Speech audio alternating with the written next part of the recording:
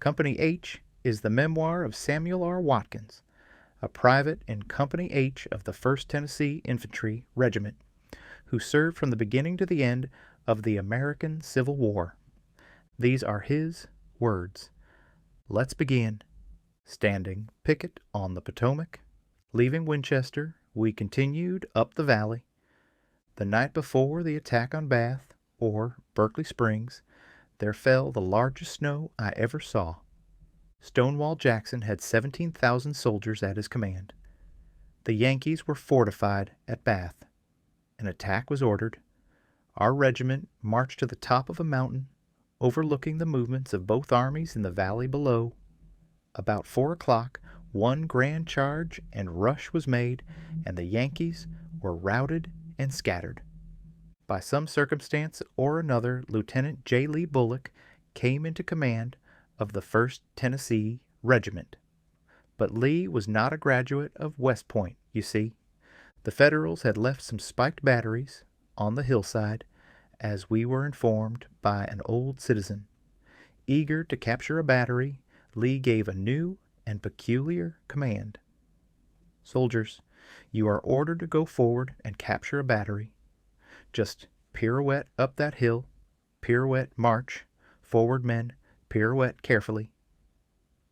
The boys pirouetted as best they could. It may have been a new command, and not laid down in Hardy's or Scott's tactics, but Lee was speaking plain English, and we understood him perfectly. Even now, I have no doubt that every soldier who heard the command believed it to be a legitimate military term. At Bath, a beautiful young lady ran across the street. I have seen many beautiful and pretty women in my life, but she was the prettiest I ever saw. If you were to ask any member of the First Tennessee Regiment who was the prettiest woman he ever saw, he would unhesitatingly say he saw her at Berkeley Springs during the war, and he would go on to tell you about Lee Bullock's pirouette and Stonewall Jackson's charge. We rushed down to the big spring bursting from the mountainside, and it was hot enough to cook an egg. Never in my life did I see soldiers more surprised. The water was so hot we couldn't drink it. Snow still covered the ground and continued to fall. That night I stood picket on the Potomac with a detail from the 3rd Arkansas Regiment. I remember feeling sorry for those poor fellows because they had enlisted for the duration of the war, while we had signed up for only 12 months. Before nightfall, I observed everything around me and began my weary watch. I had to stand all night. I could hear the rumbling of Federal artillery and wagons and the low, shuffling sound of troops marching. The snow came down in flakes as large as goose eggs. Around midnight, the snowfall stopped and it became quiet. Now and then, snow would fall from the bushes, making an awful racket. As I peered through the darkness, my eyes fixed on the outline of a man. The more I looked, the more convinced I became. It was a Yankee picket. I could see his hat, his coat, yes, even his gun. I was sure of it. What was I to do? The relief post was several hundred yards to the rear. The more I looked, the more certain I was. A cold sweat broke out all over me. Goosebumps rose on my arms. I summoned all the courage I could muster and shouted, "Halt! Who goes there?" There was no response. Resolute now, I didn't want to fire and rouse the whole camp, so I marched right up to it and ran my bayonet through and through. It was a stump. I tell this story because it illustrates a part of many a private's experience during the war, a piece of the hardship and suffering we went through. One secret of Stonewall Jackson's success was that he was such a strict disciplinarian. He did his duty, was always at his post, and expected everyone else to do the same. He would have a man shot at the drop of a hat, and he'd drop it himself.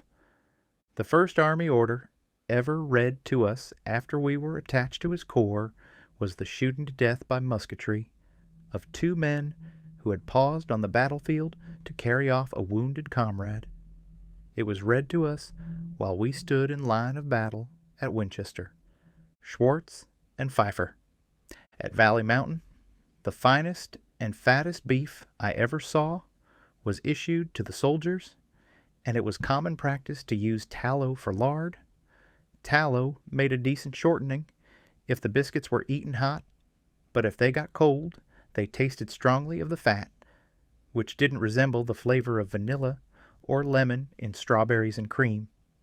Biscuits fried in tallow reminded me of possum and sweet potatoes. Well, Pfeiffer had gotten the fat from the kidneys of two hindquarters and made a cake of tallow weighing about 25 pounds. He wrapped it carefully and stashed it in his knapsack. When the assembly sounded for the march, Pfeiffer strapped on his knapsack. It was heavy, but Pfeiffer was well-heeled. He knew the kind of hot gravy he'd be enjoying that evening, and he was willing to carry that fat over muddy roads all day for the promise of a good supper. We made a long and hard march that day, and about dark we went into camp. Fires were built, water brought, and soldiers began preparing supper. Pfeiffer, in a good mood, went to retrieve his precious cake of tallow from his knapsack, but when he opened it, lo and behold, it was a rock weighing about 30 pounds. Pfeiffer was struck speechless. He looked stunned, bewildered, even silly. I don't think he cursed. He couldn't have done it justice. He stared at that rock with the wide-eyed look of a doomed man. He suspected Schwartz.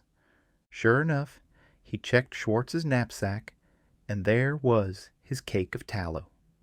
He went straight to Schwartz and would have killed him had the other soldiers not pulled him off by sheer force. His eyes blazed like those of a tiger tearing apart its prey. I wouldn't have been in Schwartz's shoes for all the tallow in Virginia. To pacify Pfeiffer, Captain Harsh made Schwartz carry that rock for 2 days. The court-martial, one incident during our time in Virginia, left a deep impression on me. One morning, about daybreak, the new guard was relieving the old. It was bitter cold. At the farthest outpost, we found a soldier, just a boy, really, either dead or asleep at his post. The sergeant in charge of the relief shook him. He woke up immediately and looked terrified. He had fallen asleep on duty. The sergeant had him arrested and sent to the guardhouse. 2 days later, I received notice to appear at a court-martial at 9 o'clock. I was to testify against him for sleeping while on guard in enemy territory. Someone had to be made an example of. He was being tried for his life. The court-martial was made up of 7 or 8 officers from a different regiment. The witnesses all testified against him. The charges and specifications were read, and according to the rules of war, he was to be executed by firing squad. The advocate general, prosecuting the case, gave the opening speech. He read the law clearly and sternly. He said that for a soldier to fall asleep at his post, when so much was at stake, was the most inexcusable and shameful of all military crimes. I trembled in my boots. I knew that, on more than one occasion, I had dozed off at my post. The advocate general continued, "The picket," he said, "holds the lives of his comrades and his country in his hands. No matter how fine a soldier a man has been in the past, at the moment he fails, he forfeits his life. For the sake of discipline," he told the court, "if for nothing else, you must find the prisoner guilty. The safety of our army and our cause depends on your firmness." When he finished, I thought to myself, well, that's it. We'll be having a funeral before nightfall. As for the defense, I can't remember the lawyer's speech word for word, but I remember the sentiment. He spoke of a fair-haired boy leaving his home and family, bidding farewell to his father, aged mother, and little sister.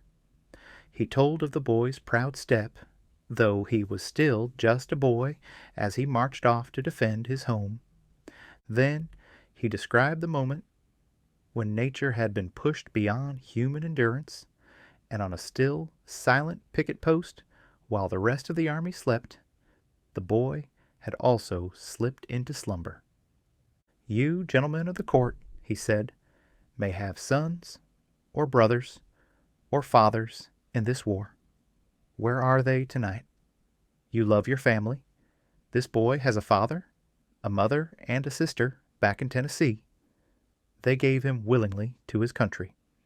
But, oh, gentlemen, let the word go back to Tennessee that he died on the battlefield, not at the hands of his comrades for falling asleep at his post." I don't remember every word, but I do remember this. The boy was acquitted, and I was glad. The Death Watch. One more scene I can remember. Kind friends, you that know nothing of a soldier's life, I ask you in all candor not to doubt the following lines in this sketch. You have no doubt read of the old Roman soldier found amid the ruins of Pompeii, who had stood there for 1,600 years, and when he was excavated was found at his post with his gun clasped in his skeleton hands. You believe this because it is written in history? I have heard politicians tell it. I have heard it told from the sacred desk. It is true. No one doubts it. Now, were I to tell something that happened in this 19th century, exactly similar, you would hardly believe it, but whether you believe it or not is for you to decide. At a little village called Hampshire Crossing, our regiment was ordered to go to a little stream called St. John's Run to relieve the 14th Georgia Regiment and the 3rd Arkansas. I cannot tell the facts as I would like to. In fact, my hand trembles so, and my feelings are so overcome, that it is hard for me to write at all. But we went to the place we were ordered to go to, and when we arrived, we found the guard, sure enough. If I remember correctly, there were just 11 of them. Some were sitting down, and some were lying down, but each and every one was as cold and as hard frozen as the icicles that hung from their hands and faces and clothing. Dead. They had died at their post of duty. 2 of them, a little in advance of the others, were standing with their guns in their hands, as cold and as hard frozen as a monument of marble, standing sentinel, with loaded guns in their frozen hands. The tale is told. Were they true men? Does he who notes the sparrows fall and numbers the hairs of our heads have any interest in ones like ourselves? Yes, he does all things well. Not even a sparrow falls to the ground without his consent. Virginia, farewell. After having served through all the Valley Campaign and marched through all the wonders of Northwest Virginia, and having been associated with the Army of Virginia, it was with sorrow and regret that we bade farewell to old Virginia's shore, to go to other fields of blood and carnage and death. We had learned to love Virginia. We love her still. The people were kind and good to us. They shared their last crust of bread and rasher of bacon with us. We loved Lee. We loved Jackson. We loved the name, the association, and the people of Virginia.